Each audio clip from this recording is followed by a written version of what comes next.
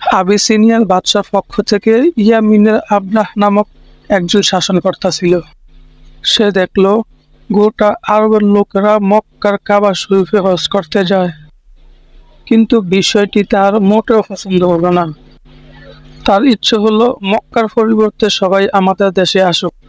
এই লক্ষ্য বাস্তবায়নের জন্য সে ভাবল, কাবা গৃহের অনুকরণে আমাদের এখানেই একটি উচ্চ মর্যাদা সম্পন্ন গির্জা নির্মাণ করবে। তাহলে মানুষ মক্কার সাদাসিধে সেই কাবা বর্জন করে মূল্যবান পাথরের সজ্জিত এই কাবার দিকে ছুটে আসবে। তাতে বিনোদন ও চিত্তাকর্ষণের সব ধরনের উপকরণ থাকবে এবং তা হবে সর্বোচ্চ জাঁকজমকপূর্ণ। এতে মক্কার হজ পর্ব বন্ধ হয়ে যাবে। সে এই উদ্দেশ্যে ইয়ামেনের রাজধানী সানআয় একটি কৃত্রিম কাবার ভিত্তি স্থাপন করেন।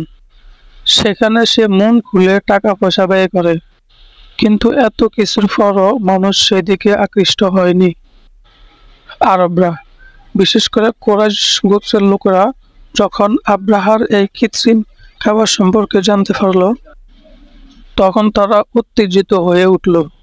একজন তো ঘৃণা ভরে উক্ত কাবায় গিয়ে মলত্যাগ করে আসলো। কারো কারো মতে আরো বড় একজন লোক ওই কাবায় গিয়ে আগুনও জ্বালিয়েছিল। আব্রাহা এতে ক্ষুব্ধ হয়ে কাবা শরীফকে ধ্বংস করার শপথ নিল। শপথ অনুযায়ী সে বিপুল সংখ্যক হাতি সংবলিত সৈন্যদল নিয়ে বাস্তবেই সে কাবা শরীফ ধ্বংস করার উদ্দেশ্যে বের হলো।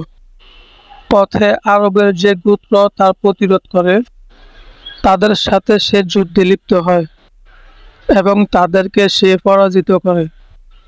নবীর দাদা আব্দুল মুতালিব ছিলেন তখন কুরাইশ গোত্রের নেতা এবং কাবা শরীফের মুতাওয়াল্লি। তিনি এই সংবাদ জানতে পেরে বললেন, লোক সকল, তোমরা নিজেদেরকে রক্ষা করার ব্যবস্থা করো, কাবার মালিকই কাবাকে রক্ষা করবেন।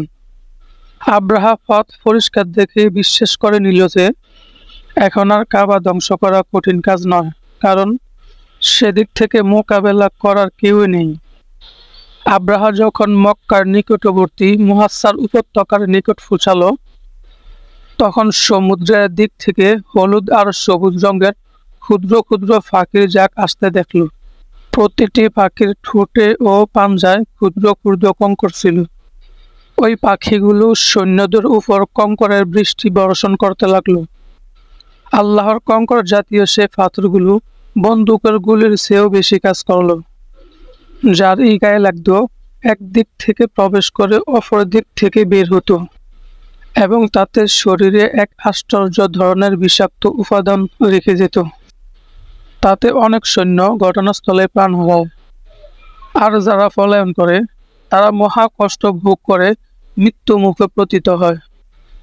এই ঘটনায় বিশেষ গায়েবী ইঙ্গিত হলো আল্লাহ তাআলা যেন অলৌকিকভাবে তার ঘরের হেফাজত করেছেন।